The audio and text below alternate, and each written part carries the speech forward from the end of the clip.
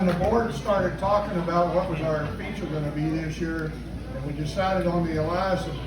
It was like 10 guys standing and ladies sitting there, and I think we all had the same idea at the same time.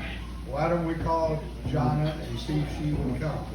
So, and she did. And Tony, I want to thank you for your help in helping her decide to come and get here. I first met Jona about 10 or 11 years ago. Dick Hummel and I took Aaron's snowmobile and my snowmobile, and we called them, and we went to Sainer with them. And you know, those folks took a half a day off and brought somebody else in to run the hardware store and spent 4 hours with us going over our snowmobiles. And I'll never forget that. It was great. They're great people. And so without further ado, it's my real privilege to introduce Jona Eliason.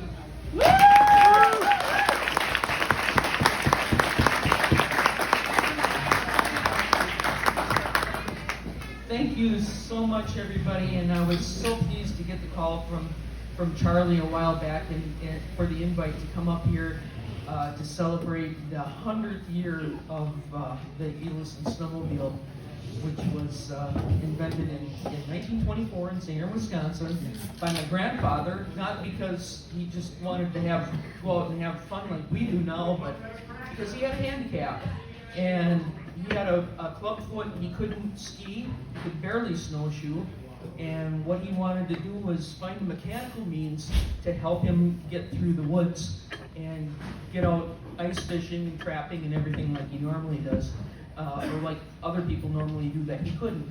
And he bought a little store, and in that store was a little 2.5 horse outboard motor, and he had a bunch of parts and some old skis and some material for track and bed rails and no electricity, and he built something completely by hand. And everybody told him he was nuts. And we all know how that goes, you know, when somebody comes up with a new invention, they think, yeah, this is never going to work, you know, we've never seen anything like this before. And he put it on the snow, and it worked both in hard pack and in deeper snow and through the woods, which was what he needed it to do. And it became so successful that his brother and his family members and his friends all wanted one, so he started building them for his friends. And after a while, he had this little machine that everybody wanted, and he decided that, well, maybe I should patent it. And in 1927, he was granted the patent. It took a little while. Things were different back then. There were other people that had machines that were patented. There were other people that had snow machines that were built off of other vehicles. His vehicle was built from the ground up to be a snowmobile and nothing but a snowmobile. And his patent was generated off of a working prototype. And that is our claim to fame, and that is, there's other people that have patents out there in the 1800s, and the patent office didn't require a working prototype at that time. When Carl patented his machine, it was already running, and it was already successful, and it was already being sold. So that's kind of our claim to fame. And yes, there were others that came before us, but there was nobody that quite did what he did. Over the next years until 1940, he built probably 5 to 8 machines a year, depending on what he could get his hands on for parts.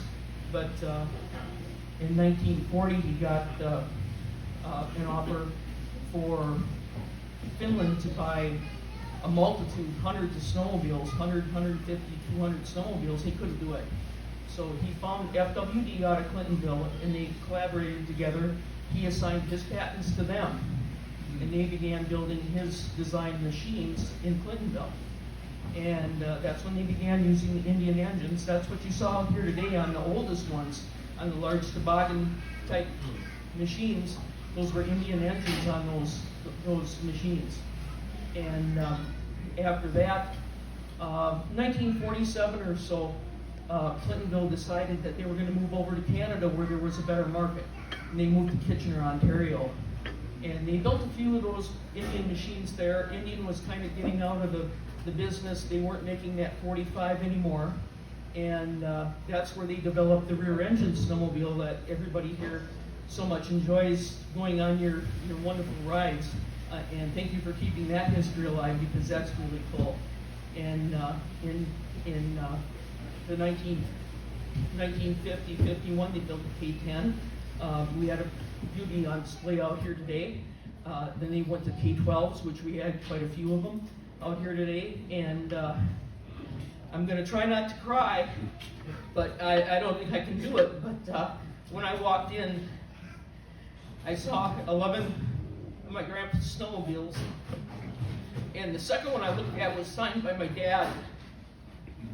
And then all of a sudden, they started cranking them up, and they all ran. And I've seen 11 or more Eliasons on display at the same time, but I've never, ever seen 11 running Eliasons at the same time. And I did today. And I've never gone to a snowmobile show where I've cried so much.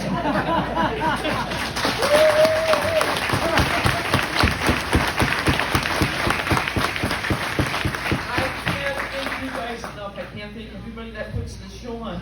And I had no idea when I agreed to come here what a wonderful place this is, what wonderful history, the volunteers, all the people, the Eliason people, the non-Eliason people, because you're the ones that keep the history going, snowmobiling going, the volunteers, because I know you probably all belong to a club and work for a club, and go out and brush trails and do everything else so we can all ride.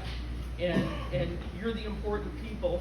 And I know that if Carl were alive today, that this is the kind of event that he would drop everything and come to, so he could be with each and every one of you and enjoy what you're doing. And thank you for the enormous history that you have kept going. And my family thanks you. I thank my brother for allowing me to come, because he's taking care of everything while I'm here. And I can't thank you all enough. I can't thank Charlie and Marilyn and everybody involved for the invite. And you'll be seeing me here again for sure, for one reason or another. I'll definitely be back, because this is a wonderful, wonderful event, and I wouldn't miss it for the world. Thank you all very, very much.